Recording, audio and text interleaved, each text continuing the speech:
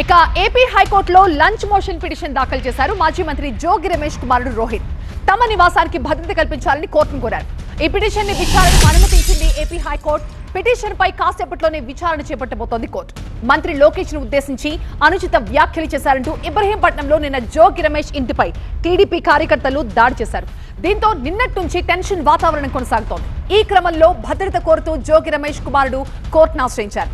మరోవైపు జోగి రమేష్ ని పరామర్శించేందుకు వైసీపీ నేతలు ఆయన ఇంటికి క్యూ కడుతున్నారు.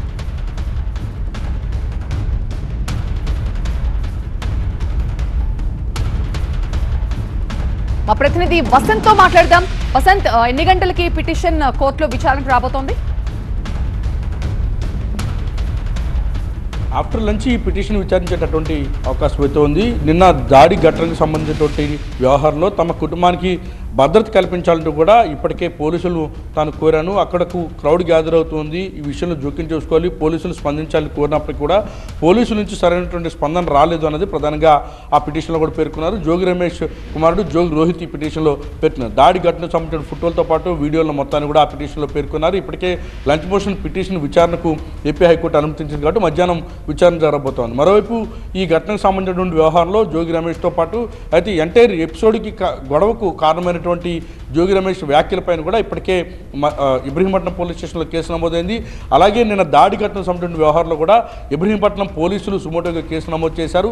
మరోవైపు ఈ ఘటనకు సంబంధించినటువంటి ఎంటైర్ ఎపిసోడ్లో జోగి రమేష్కి సంబంధించినటువంటి వ్యాఖ్యలు ప్రధాన కారణంగా తెలుస్తున్నటువంటి నేపథ్యంలో ఎవరైతే దాడికి పాల్పడినటువంటి వారు జోగి రమేష్ చేసినటువంటి వ్యాఖ్యలు నిన్న పరామర్శించేందుకు వచ్చిన వైఎస్ఆర్ కాంగ్రెస్ పార్టీ నేతలపైన కూడా వరుసగా కేసులు నమోదే. ప్రస్తుతం జోగి రమేష్ నివాసం వద్ద కూడా పూర్తిగా భద్రత కొనసాగుతోంది. ప్రస్తుతం వారితో కూడా న్యాయ పోరాటం చేసేందుకు అయితే సిద్ధమయ్యారు. హైకోర్టులో లంచ్ మోషన్ పిటిషన్ దాఖలు చేసినటువంటి నేపథ్యంలో మొన్న అంబటి రాంబాబు నివాసంపై జరిగినటువంటి దాడి, నిన్న జోగి రమేష్ నివాసంపై జరిగినటువంటి దాడి ఘటన కూడా చాలా సీరియస్గా కూడా ఇటు వైఎస్ఆర్ కాంగ్రెస్ పార్టీ పరిగణిస్తోంది. ఇప్పటికే ఉమ్మడి కృష్ణా, ఉమ్మడి గుంటూరు జిల్లాల నేతలతోటి ప్రస్తుతం పార్టీ కేంద్ర కార్యాలయంలో కూడా సమావేశమయ్యారు. అసలు భవిష్యత్తులో ఈ దాడును, ఈ అక్రమ కేసును ఏ రకంగా ఎదుర్కోవాలి, దాడి ఘటనకు సంబంధించి ఏ రకంగా న్యాయ పోరాటం చేయాలి, అలాగే ఈ ఘటనకు సంబంధించినటువంటి ఎక్కడెక్కడ ఎవరెవరు వైఫల్యం చెందారనేటువంటి అన్ని అంశాలపైన కూడా ఒక దిశానిర్దేశం చేయబోతున్నారు. ఈ సమావేశం ముగిసిన తర్వాత జోగి రమేష్ నివాసానికి కూడా పార్టీ నేతలు, కార్యకర్తలు కూడా వెళ్ళబోతున్నారు. జోగి కుటుంబాన్ని పరామర్శించబోతున్నారు. కాబట్టి హైకోర్టులో విచారణ జరిగిన తర్వాత హైకోర్టు ఇచ్చే డైరెక్షన్ ప్రకారం ఇటు వైఎస్ఆర్ కాంగ్రెస్ పార్టీ